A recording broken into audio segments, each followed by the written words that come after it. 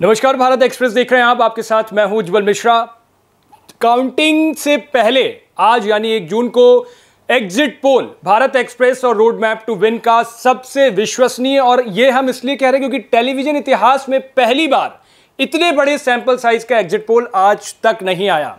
और इस exit poll के आने के बाद हर तरफ इसकी चर्चा हो रही है, क्योंकि हमारे एग्जिट पोल में जो कि सबसे बड़ा सैंपल साइज था, लगभग 2 लाख लोगों के सैंपल लिए गए, और उसके बाद यह निकला है कि एनडीए यानी 345 से 362 सीटें, और उसके बाद इंडिया गठबंधन जिसमें 126 से 133 सीटें हैं। तो भारत एक्सप्रेस और रोड मैप टू विन, जो कि road map to win agency थी, हमारे साथ हैं, सीईओ हैं सुनील मिश्रा जी।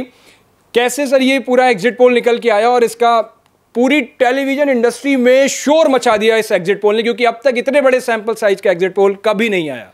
देखिए मिश्रा जी, सबसे पहली चीज़ तो क्या होता है कि किसी भी सर्वे की बात कर लें, एग्जिट पोल की बात कर लें, उसकी क्वालिटी के लिए सैंपल साइज फ़र्क होता है। ज़्यादा लोगों से आप बात करेंगे तो ज़्यादा सच सामने आएगा, कम लोगों से बात करेंगे तो कम सच सामने आएगा। तो हमारी कोशिश ये थी कि भारत एक्सप्रेस और रोड मैप टू विन एक साथ में मिलकर कम से कम 2,08,000 2,09,000 लोगों से बात करें और बात करके इस नतीजे पे पहुंच सकें कि क्या भारतीय जनता पार्टी जो 370 की इस बार 370 पार की बात कर रही है, या कहीं ना कहीं एनडीए जो 400 पार की बात कर रही है, उसमें क्या यथार्थ है, या कहीं ना कहीं इसके अगेंस्ट में जो कांग्रेस या इंडिया गठबंधन का धड़ा ये बात कर रहा था कि भारतीय जनता पार्टी या एनडीए का सुपड़ा साफ हो रहा है, उसकी सच्चाई क्या है। मतदाताओं के मतदान करने के बाद से उनके मिले रुझानों और तमाम समीकरणों के एनालिसिस के बाद इस नतीजे पे पहुंचे कि भारतीय जनता पार्टी 400 के आंकड़े पे तो नहीं पहुंच रही है, 370 के आसपास पहुंचती जरूर दिखाई दे रही है। अभी अगर आप बात करें पिछले चुनाव में अगर देखें तो भारतीय जनता पार्टी ने 303 सीटें खुद की निकाली हुई थी। इस बार भारतीय जनता पार्टी 305 से 312 सीटें हुए खुद की अपनी सेल्फ सीटें निकालती हुई दिखाई दे रही है। और अगर एनडीए की बात करते हैं, उसके गठबंधन अलायंस की बात करते हैं, तो उसकी जो है सीट टोटल 345 से लेकर अगर हम बात करते हैं 362 के बीच में, 345 से 362 के बीच में, लगभग 350 के करीब में आप एवरेज ले लें। कांग्रेस भी कहीं ना कहीं वो भारत जोड़ो यात्रा हो या कहीं ना कहीं इंडिया गठबंधन का साथ हो, कांग्रेस भी एक कमबैक सिचुएशन में आती हुई दिख रही है। कांग्रेस के अगर इंडिविजुअल नंबर्स की आप बात करेंगे तो इंडिविजुअल नंबर जो इनका 52 था, अभी कहीं ना कहीं 71 से लेकर 88 के बीच में दिखाई दे रहा है, जो इंडिविजुअल नंबर की बात करता हूं। अगर टोटल आप इंडिया अलायंस के नंबर्स की बात करते हैं तो इन बिटवीन 126 से 133 के बीच में आंकड़ा जा रहा है। तो कहीं ना कहीं मुझे लगता है कि एक स्ट्रांग विपक्ष भी देखने को मिलेगा। 55 के करीब में 55 to 65 ऐसी सीटें हैं, वो वेस्ट बंगाल चूंकि कुछ ऐसे थे जो इंडिया गठबंधन में पार्टियां साथ नहीं आई थी। अगर उसमें हम बात करते हैं तो उदाहरण तौर में टीएमसी की थी, स्टेलिन की बात करते हैं, तो ऐसे लोगों के आंकड़े को अगर तमाम कुछ इंडिपेंडेंट लोगों के भी आंकड़े दे दें तो लगभग 50 से 55 के करीब के आंकड़े बनते हैं। तो ये आंकड़ा है। बिल्कुल। एक सवाल और मन में आता है कि जैसे 400 पार की बात कही जा रही थी, क्या वाकई में जैसा कि पीएम ने एक इंटरव्यू में कहा था कि एक नैरेटिव सेट करने के लिए था, ये माइंड गेम था, साइकोलॉजिकल था? क्योंकि अब किसी भी हमारे भी ओपिनियन जो एग्जिट पोल आया उसमें अभी तक ऐसा नहीं निकल के आया। देखिए होता क्या है कि जब भी कोई इलेक्शन लड़ा जाता है तो वो 3 चीज़ों पे लड़ा जाता है। सबसे पहली चीज़ तो आपकी विज़न क्या है, आप करना क्या चाहते हैं, क्या सॉल्यूशन देना चाहते हैं। दूसरा, आप नैरेटिव क्या सेट करते हैं। तो कहीं तीसरी चीज़ें होती हैं आपकी कैडर स्ट्रेंथनिंग क्या है, प्रीवियस हिस्ट्री क्या है। तो मुझे लगता है कि जो सेकेंड ऑप्शन था नैरेटिव सेटिंग की, 400 पार भारतीय जनता पार्टी ने बोलकर 2 चीज़ें सेट करना चाहती थी। विपक्षी को एक तरह से अवाक करना चाहती थी, आउट ऑफ द गेम करना चाहती थी, और अपने कार्यकर्ताओं में यह एक जोश और मनोबल भरना चाहती थी कि हम 400 पार आ रहे हैं, आप मेहनत के साथ क्षेत्र में काम करें। जी अच्छा सर, सबसे बड़े स्टेट यूपी की बात अगर कर लें तो यूपी में 80 सीटों पर चुनाव हो रहा था। उसमें कई बार कई लोगों के अलग अलग राय हैं, लेकिन जब हमारे एग्जिट पोल में चीज़ें आई तो हमने देखा कि उत्तर प्रदेश में 65 से 68 जो कि एनडीए के खाते में गई, और 12 से 15 सीटें इंडिया अलायंस में। यूपी में इस बार सबसे बड़ी पार्टी कांग्रेस, सपा सब साथ में आए। तो जो सीटें आपने इंडिया गठबंधन को दी, वो लगभग कौन सी सीटें जिन पे आपको लग रहा है आपके? देखिए सबसे पहली चीज़ तो क्या है कि अगर आप कह रहे हैं कि बड़ी पार्टी कांग्रेस, तो उत्तर प्रदेश में कांग्रेस सबसे छोटी पार्टी के रूप में है। अगर आज के दिन में देखेंगे तो उसके एक विधायक हैं और एक सांसद थे इससे आज चुनाव से पहले तक, तो वो बड़ी पार्टी तो नहीं कह सकते हैं। कहीं ना कहीं सपा और बसपा का जो गठबंधन था वो तुलनात्मक रूप में एक बड़ा गठबंधन था वोट परसेंट्स के हिसाब से। वो अलग बात है कि कहीं ना कहीं A+B नहीं हो पाया था 2019 में।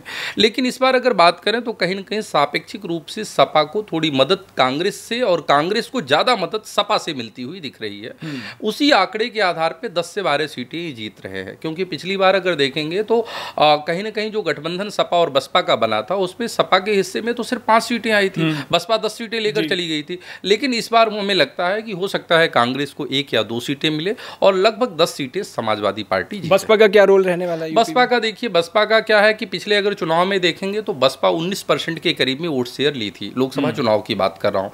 विधानसभा चुनाव में आते आते 12 साढ़े 12% की पार्टी बन गई थी और अभी इस चुनाव में मुझे लगता है वो सिंगल डिजिट पार्टी बन गई है, अर्थात 8 से 9% से ज़्यादा उसका वोट शेयर नहीं है। अगर आप पूछेंगे सीट की तो मुझे लगता नहीं कि बसपा की एक सीट भी उत्तर प्रदेश में आ रही है, 0 पे नॉकआउट हो रही है। हाँ बिल्कुल सर, एमपी पे भी बात करना चाहूँगा। एमपी में तो गजब ही आंकड़े निकल करके सामने आए, क्योंकि एमपी में तो इंडिया गठबंधन को तो 1 से 2 सीटें सिर्फ।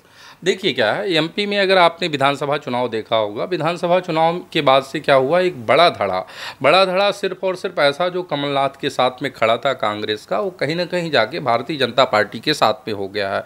और यह सिर्फ अन्य मध्य प्रदेश की अन्य जगहों पे नहीं बल्कि छिंदवाड़ा में भी बड़ा एक संगठन कहीं ना कहीं बीजेपी के साथ में गया है। तो मुझे लगता है कि कहीं ना कहीं कांग्रेस वहाँ बैकफुट पे है। जीतू पटवारी का एक एग्रेसिव नेता है, लेकिन जनता और कार्यकर्ताओं के बीच में वह पकड़ नहीं है जो कमलनाथ की थी।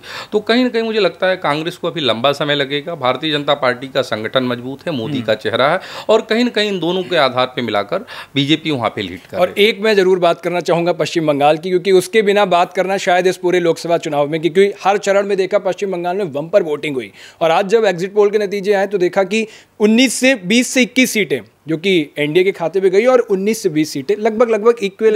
अगर पश्चिम बंगाल की आप बात करें, पश्चिम बंगाल में भारतीय जनता पार्टी और टीएमसी तृणमूल कांग्रेस के बीच में एक कड़ी टक्कर के देखा जा रहा है और इन दोनों के बीच में मुझे लगता है कि बीजेपी हो सकता है 1.5 और 2% अपर हैंड पे होगी।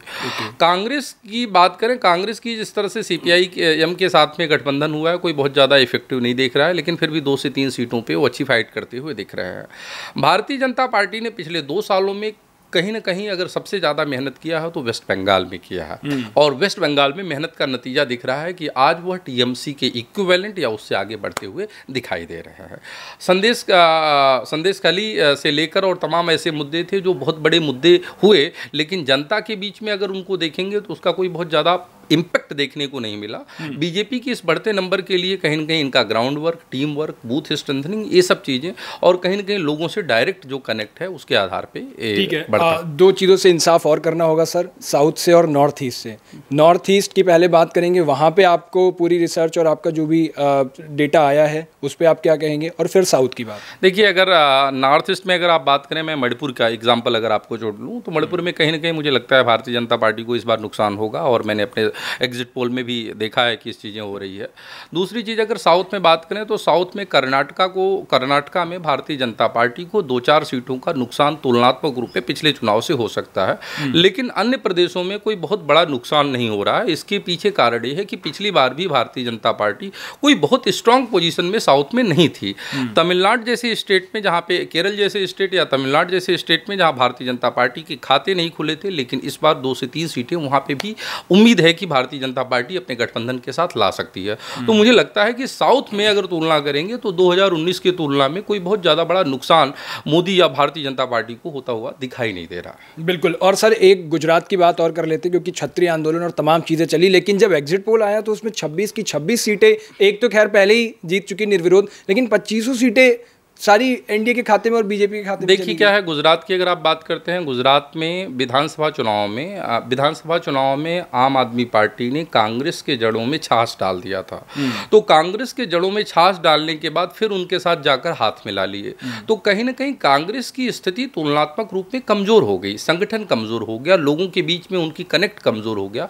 अब आम आदमी पार्टी उनके साथ में मिलकर चुनाव लड़ने की कोशिश करने लगी, तो कहीं ना कहीं जनता को यह पसंद नहीं आया, कहीं ना कहीं जनता उनके साथ साथ में इस जो फार्मूला है उनके साथ में खड़ी हुई दिखाई नहीं दे रही है। और दूसरा, भारतीय जनता पार्टी का सशक्त नेटवर्क मोदी जी का वहाँ से स्वयं आना, और कहीं ना कहीं जो है majority of the people in Gujarat what they are talking कि इस बार तो हैट्रिक बनाना है और अपने बंदे को तीसरी बार जो है पीएम बनाना है। तो मुझे लगता है कि इन चीज़ों का कोई सब्स्टिट्यूट कार्ड कांग्रेस ने नहीं खोजा, और कांग्रेस के पास कोई स्थानीय ऐसा बड़ा चेहरा भी नहीं है जो गुजरात में कांग्रेस को मजबूत कर और जम्मू कश्मीर में भी सर टीम ने बहुत रिसर्च किया और उसके बाद कई चीज़ें सामने निकल के आई होंगी, विधानसभा इलेक्शन होने की भी बात चल रही है, वहाँ पे क्या लग रहा है बीजेपी, क्योंकि कैंडिडेट बहुत जगह नहीं उतारे। देखिए क्या है कि वो एक स्ट्रेटजिक मोमेंट होता है, क्योंकि आगे असेंबलीज के इलेक्शंस भी हैं, तो मुझे लगता है जो मेरा अपना एक चुनावी रणनीतिकार के रूप में, सर्वेयर के रूप में, वो बीजेपी के एक स्ट्रेटजिक कंसर्न है। लेकिन अगर आप बात करेंगे जम्मू एंड कश्मीर में बात करेंगे तो कुछ ऐसे कैंडिडेट हैं जो कहीं ना कहीं वो अभी इंडिपेंडेंट कंटेस्ट कर रहे हैं, वो बाद में भारतीय जनता पार्टी के साथ आ सकते हैं, जो हम वहाँ पे सर्वे के दौरान देख रहे थे। लेकिन जम्मू कश्मीर की भी बात करें, कांग्रेस जिस तुलनात्मक रूप में मजबूत वहाँ पे दिखनी चाहिए थी, अभी दिख नहीं रही है। हो सकता है स्टेट पार्टियों के साथ उनकी ट्यूनिंग अच्छी ना हो, ग्राउंड वर्क अच्छी ना हो, और there might be various reason, लेकिन उतना अच्छा प्रदर्शन मुझे होता हुआ दिखाई नहीं दे रहा। ठीक है, thank you so much sir. तो कुल मिलाकर के आप देखोगे कि एग्जिट पोल के जो भी आए हैं, इसको हम सटीक, विश्वसनीय इसीलिए कह रहे हैं क्योंकि सबसे बड़े सैंपल साइज का है। आपकी राय भी बहुत इंपॉर्टेंट है, तो अपनी राय हमें जरूर बताइएगा, और इस पूरे एग्जिट पोल को आप कैसे देखते हैं जरूर लिख भेजिएगा। बाकी देश दुनिया की तमाम खबरों के लिए देखते रहिए भारत एक्सप्रेस। शुक्रिया। चलो, क्या नाम